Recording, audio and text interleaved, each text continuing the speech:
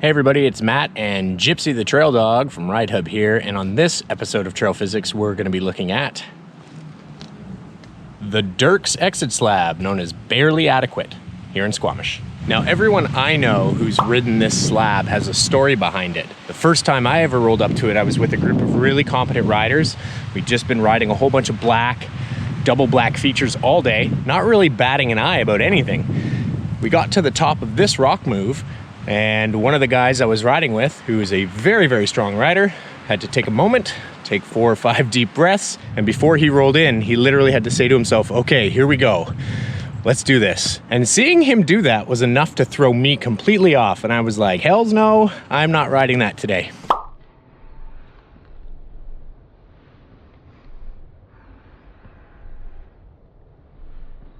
From the top, I was having a really hard time understanding why people were so panicked about this move. It wasn't until I rolled in the first time that I realized just how steep this move was. And once you get halfway down it, if you don't know what you're gonna do, you're gonna end up in a problem situation real quick. Now, for the most part, the upper part of this rock is just like any other rock slab in Squamish. You wanna stay slow and in control. But the difference between this slab and many of the other slabs is the fact that it gets really, really technical right in the middle.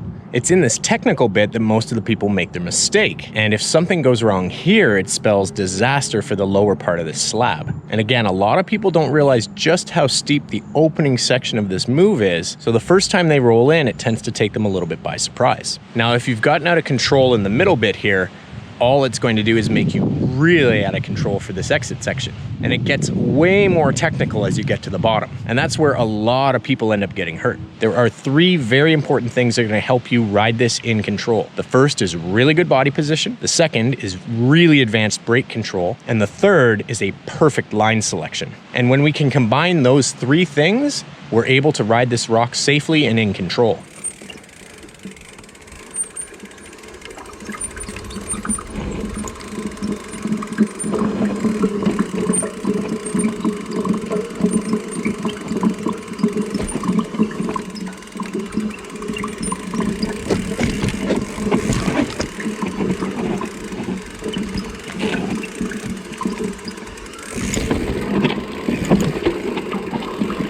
Now, there's a couple different ways down this, but we're gonna focus on the main entrance line from the top and walk you down what the preferred line is. What most riders will do is take the opportunity on this flat section to just calm down, get composed, and prepare themselves to roll in. The reason being is once you go over this edge, it's really, really difficult to get off the bike. If you roll over this blind, you may take a line that requires even more brake control. The goal on this first section of rock is to stay in control until the transition halfway down. How we're going to do that is we're going to pick the least steep line on our way down this rock. The thing that messes a lot of people up on this rock is the depression that exists about 1/3 of the way down. This depression is really pronounced on the right-hand side of the rock. So what we're going to do is we're going to err a little bit rider's left. What we want to avoid is riding into this mossy area here because the tires will lose traction very, very easily. This rider's left line has the least amount of depression, so it will help you keep your speed under control. So we're gonna track down this left-hand side, staying away from this depression. We're gonna be super, super heavy on our brakes, trying to maintain as slow a speed as possible. Once you get going a certain speed on these steep rocks, it can be really hard to slow yourself down.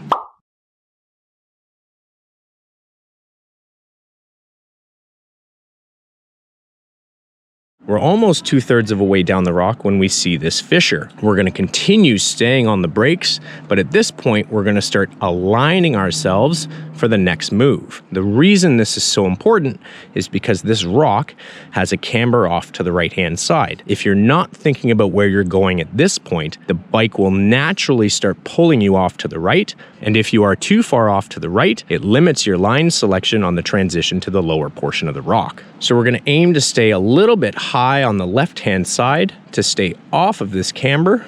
we're going to continue to brake very, very heavily. And at this point, there's a steep depression in this rock. Because you're so heavy on the brakes, it's going to be super sensitive. So we just have to be conscious that the bike's going to want to pick up speed. We're going to continue down, again, staying more to our rider's left. And at this point, we can really sight our transition onto the lower rock. Now, if you've been pulled really far right by the camber of this rock, it's going to make you want to go down this right-hand move. What we're instead going to try to do is keep ourselves left to use this transition rock to get onto this knuckle. Now, if you weren't familiar with this line, it can be pretty surprising when you come up on it and you see this big bouldery rock in the middle, another very steep transition on this piece of rock here. I'm going to roll down onto this rock, transition onto this knuckle, and then get myself lined up to stay a little bit rider's left on this lower portion of rock.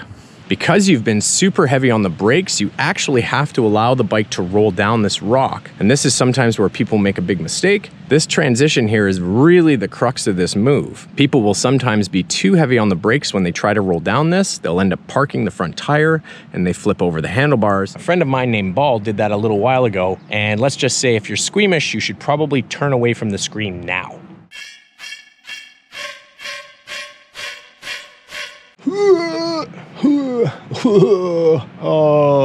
Oh, that's gross. Pretty sure if we spent some time looking around, we'd find that piece of his shoulder here. Because you have to let the bike roll down this chunky rock here, you're gonna find that you tend to pick up a little bit of speed. However, by using this section of the knuckle, we're able to slow ourselves down before we commit into the lower section of rock. That rider's right line provides none of that relief. Once you roll down this section of rock, because it's really, really steep, it's hard to get your braking under control. Then you've got this rock with fissures in it. The traction is definitely not ideal, and then you're already committed into that move. And what we tend to find is if people take that right line, they're very much out of control on this lower section of rock. So when we roll down this pitch, we're gonna stay left. This section of rock here is a little flatter. It lets us get our braking under control again before we roll over the edge onto the next pitch. The key thing is to try to use as many areas of flat rock as possible to get your speed back under control so that you're able to ride the move safely. When we roll down this left side, we want to make sure we stay out of this loose dirt here. There's absolutely no braking at all in this dirt. If you do get into this, you are going to be completely out of control, careening off the left side of the trail. So we're going to stay just on the rock. And the reason we're staying on this side is because our transition at the bottom comes off the left. Because this rock is less steep than the upper pitch, as long as we enter it with control, we should be able to keep our speed nice and slow. What ends up happening to people who run out of control is they have a tendency to aim for this tree here as a way to arrest themselves. And if you look, this tree is super loose.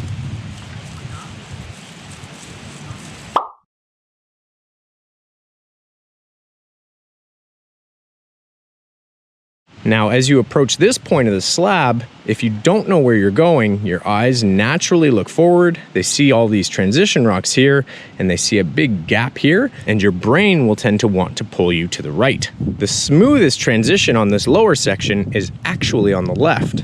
So as we continue down this left side, we're going to start lining ourselves up for the next transition. Now, this is where line selection plays a really critical role. What we want to try to do is aim to roll down this little notch in between this rock and that root knuckle and take a nice straight line over the next transition.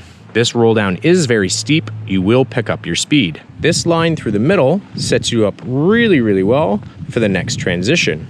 This right-hand line is a step to another step, and then you end up with another step. Most people don't notice until the last second that this is actually a way jankier way down than the line on the left.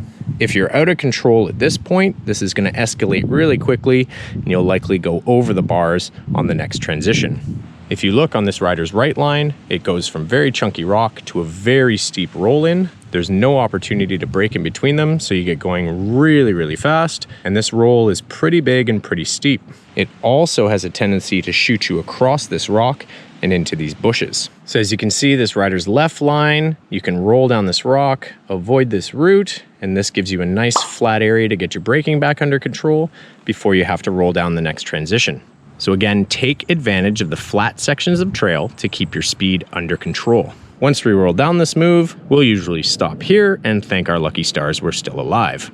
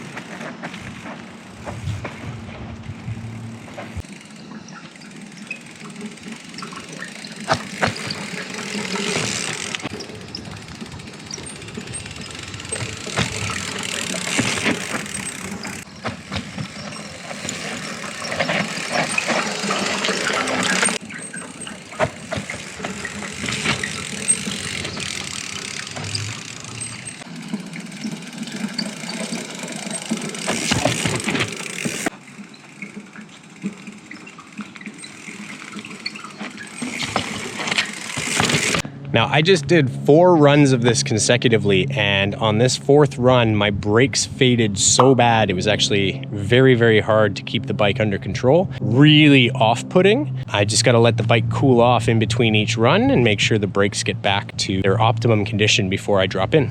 Looking up at this rock, there are very few places that you can safely bail out. It is critically important that you have your line selection figured out before you roll in.